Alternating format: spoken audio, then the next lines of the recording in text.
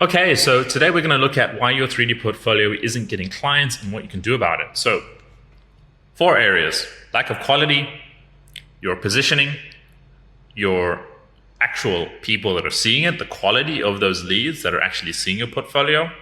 If it's all 3D artists seeing your portfolio, doesn't matter how good your work is, that's the issue. And then also the lack of traffic, so the amount of traffic that's actually seeing it. So when I say the lack of quality in your 3D work, what do I mean? Here, if we take a look at this, here you can see the difference between two different renders, right? One on the left, one on the right. There's a clear difference in terms of the quality of the work. A lot of people like to focus on all this technical stuff in 3D, like polygon count and topography and all this stuff, because they're 3D artists. That's all they think about. I think about what is the end result that the client's going to see. That's all they care about, you know. And how are the products? So this is for product advertising. How are the products presented in the renders that they have? They don't care so much about, is this modeled with the right topography and all that stuff? No one knows what that means as a client, right? What they care about is, does this look good? Is this something I can use to sell more products? Does this look engaging? Does this make my product look good and look sellable? So here you can see the two differences in quality. These two people are the same people. So one person made this, he went through my program, and then he ended up making this later on. And you can see the difference. And like, there's always things that you can improve with the lighting and stuff like that, but you can see the difference in mindset in how he's presenting products that he's doing with the exact, his modeling skills were not that much better here compared to here. The way he thought about presenting them has changed. And here you can see the difference in the two. And here again, student made this when he joined the program. After going through everything, you can see the difference, right? Model, I think, is exactly the same. The only thing that's changed is how he's presenting it, right? And there's a huge difference between these two, where a client will look at this and be like, this looks like something just taken off Google, compared to this, where it's like, oh, this is more something like they can use. And every client will have their own preferences in terms of the colors and all that kind of stuff and how it should be presented. But you can see the difference in mindset in presenting the same exact product. And this product is a much simpler product, so it's good to use this as an example, and like how you can take something like this and change it to this, and like suddenly your portfolio will look very, very different. So this is the quality of your actual work, and how does it look towards the client. Not just, can I turn this into 3D, because no one cares about that. It's like, can you make images that are useful for a company and they're advertising and selling their stuff? And I think that's the main point I want to get onto. So the number one thing is quality. The next thing is how you position your work. So if we look here, another example of different work. So you don't want your portfolio to just look like just a bunch of random images of Google, right? Who cares about that? You'll have a lot of clients saying like, why can't I just take this on my phone, all this kind of stuff, and you know, what's the difference between this and photography? You don't want that comparison. You want to position your stuff, assuming you're doing product advertising, as actual adverts. Create ads, make stuff that clients can look at and see is like, hey, I could actually use this. This is what my product could look like. If this is a watch company, you want a company to look at your portfolio and be like, wow, I can picture my watch and my products and my watches that I'm selling and the collection I'm selling looking like this, and they can instantly see the result. If you show them this, it's like, oh, that's cool. It's looking real. Well, this, I don't think this looks 100% realistic, but a client might be like, oh, that looks realistic.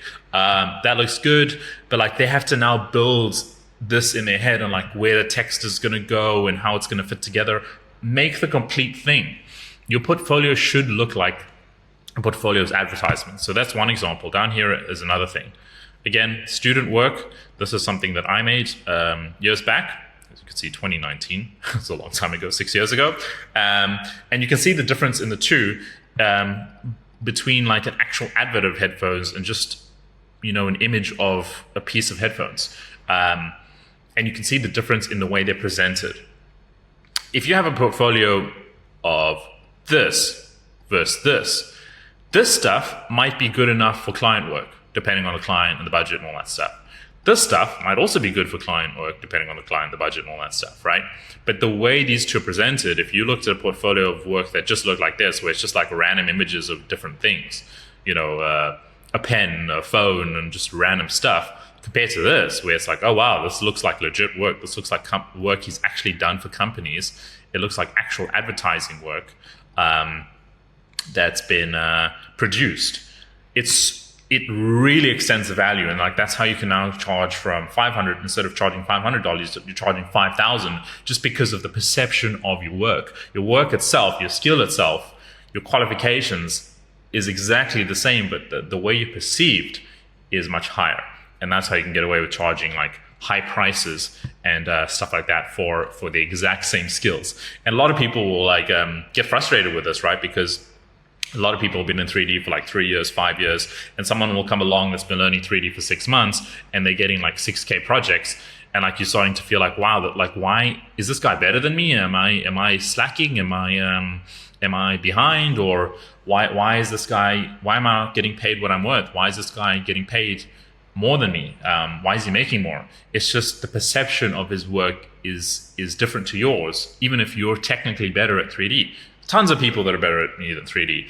A lot of my students are not that skilled in all areas of 3D, but they don't have to be.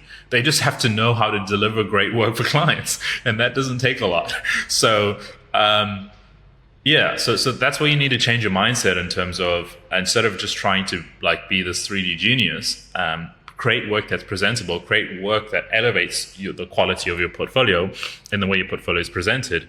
And that can be the key to unlocking a lot of clients and very high priced clients and stuff like that. Once you got those two, what matters next is who actually sees it. A lot of people, they connect to 3D artists, they get their opinion from 3D artists, they're just in this cocoon, right? And they can go about making this amazing looking portfolio. It looks great. A lot of people try and compare themselves to me. They're like, message me like, hey, I think my work looks better than yours and all this kind of stuff. But then if you look at like their profile, you look at who's liking their stuff, you look at their comments, it's all 3D artists just boosting them up. So even if you have a great looking portfolio, at the end of the day, you still need clients to see it. So the lead quality of the people that are seeing your stuff is important. And this also matters in the sense that if you have a great portfolio, you might just be having a lot of the wrong people seeing it. Even if you're trying to connect to a lot of people, they might be unqualified. An example, you create a great portfolio, you start connecting to clients, and you don't realize that you're connecting to inactive clients, you're connecting to the wrong type of clients, you're connecting to the right company, but the wrong people in that company. You're connecting to the wrong companies, right? You might be like, oh, I want to get in the furniture business, and you start going for furniture, and you don't realize that, I'm not saying this is true, but you might not realize that furniture is just a horrible industry to get into, and like no one's making money in that doing 3D. I'm not saying that's true. It's just an example. I could say that for cosmetics or, beverages or whatever it might be, electronics. But the quality of the actual people seeing it also affects that. Now, if you are getting the right quality of people, right, you're getting a lot of the right types of clients to see it, then it's just volume. You might be having a new client who's the right quality, seeing your stuff and seeing your portfolio. Let's say you've got 3 projects like this, you might be getting 1 a month. A lot of people get like less than a handful in a year. They'll get like 3 or 5 in a year. And for that, it doesn't matter how good your 3D is, it doesn't matter how you position it. You just don't have enough people seeing it, and you need to get to work on the client attraction. From there, it's like, it doesn't matter how good your 3D is. You just need to have a lot of people seeing it, and just by chance, just by randomness, you'll get a client, just because someone will reach out to you, they have a budget, they're ready at the right time, all of those things align. It's just about the actual traffic and the volume. So if you focus on those things, the modeling, the lighting, all that kind of stuff, it all tailors in and is a part of the quality. And then the positioning is the mindset. Do you have an advertiser's mindset around producing stuff that clients actually want, producing stuff that clients can see their products in, producing stuff that aligns with the clients? If your portfolio is just watches and you're reaching out to cosmetics brands, I mean, you're kind of shooting yourself in the foot there. Are you producing types of watch ads for things that watch companies actually want for their for their work? You know, if you're going for cosmetics and your portfolio is all designed around what like 3D artists like to see, and cosmetics brands need something completely different, then there's a disconnect. So these are all things that you need to think about when it comes to the quality of your work, how you're positioning it, and then are the right types of people seeing it, and then are enough of those people seeing it. If you do that, you'll fix your portfolio, you'll get enough clients, and you'll be good.